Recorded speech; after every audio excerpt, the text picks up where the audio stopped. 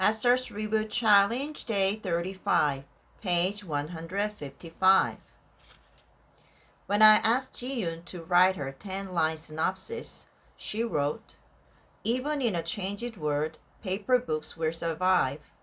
I would like to distribute quality books to more readers in the wider world and enjoy a greater sense of reward.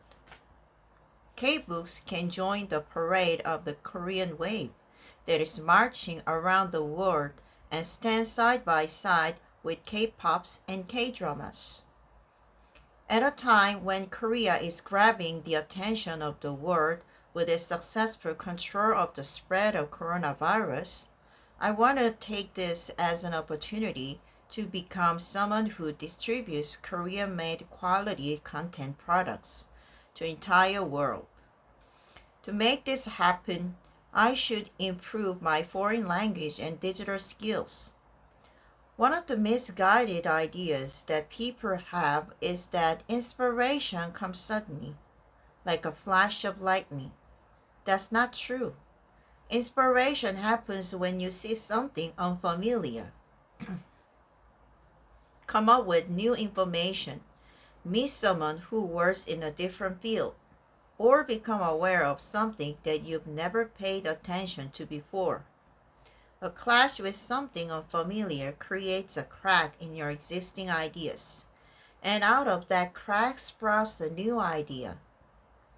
That's what happened to Ji-yoon.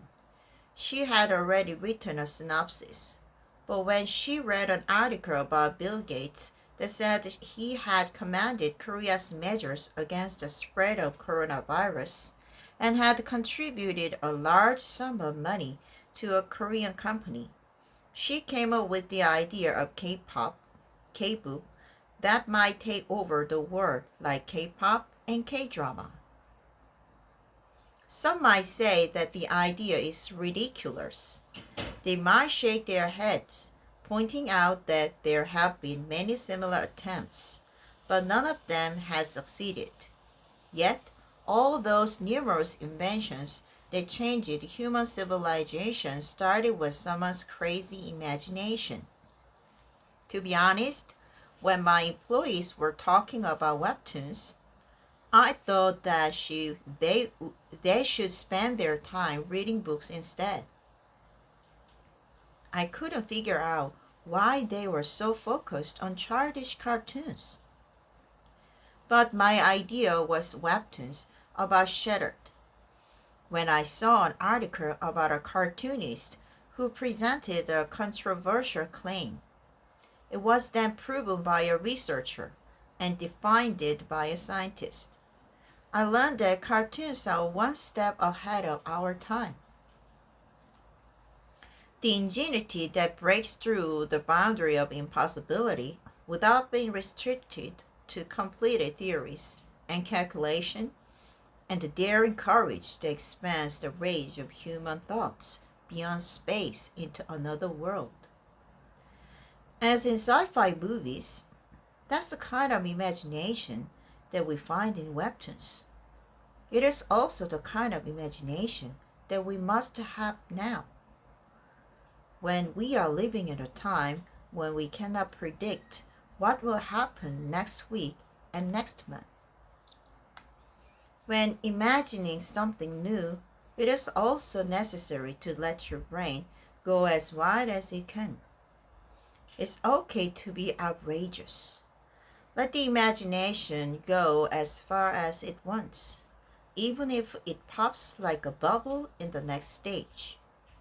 If you fear failure, even in your imagination, you cannot start anything.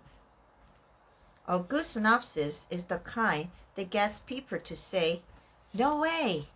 But if your friend tells you, "I think it's a good idea, give it a try," then chances are your synopsis is not strong enough.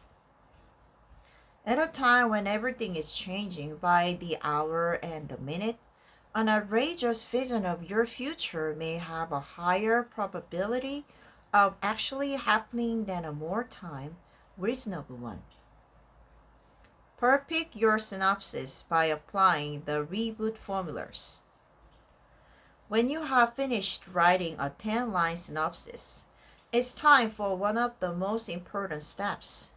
You must review this synopsis in light of the 4 post-coronavirus reboot formulas: on-tech, digital transformation, independent worker, and safety.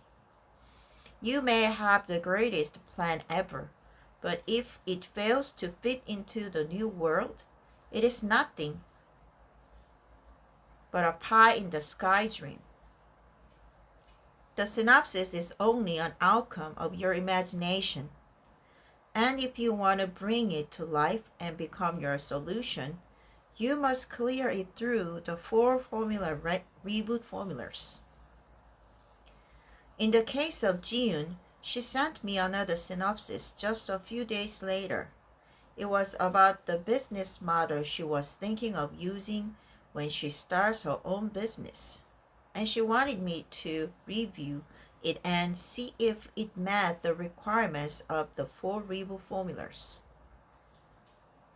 Ji-yoon's new synopsis read, "In the near future, I will be running a publishing agency that sells to domestic and overseas publishers the rights to manuscripts written by Korean authors. Competent writers will receive support from this agency at every step of the way, from coming up with an idea to actually writing the manuscript. My main duty will be to communicate with domestic and foreign publishers and sell to them the publishing rights of those manuscripts. I will get added value when publishers compete with one another for the rights to sell in their respective language, allowing me to get the highest possible offers. While writers are completing their manuscripts, they will be told at what price their manuscripts were sold. I will expand the publishing market for K-books by expanding into K-pop and K-drama. Of course, I could have racked my brain to find solutions for her, but I don't know anything about the publishing industry. Besides, I have always believed that when it comes to your own problems, you only get useful answer when you solve those problems yourself.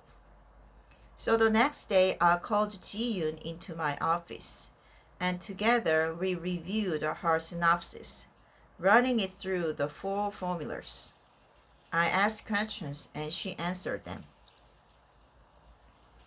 What do you think the answer would be if you applied the on-tech formula to your publishing agency business model? I asked.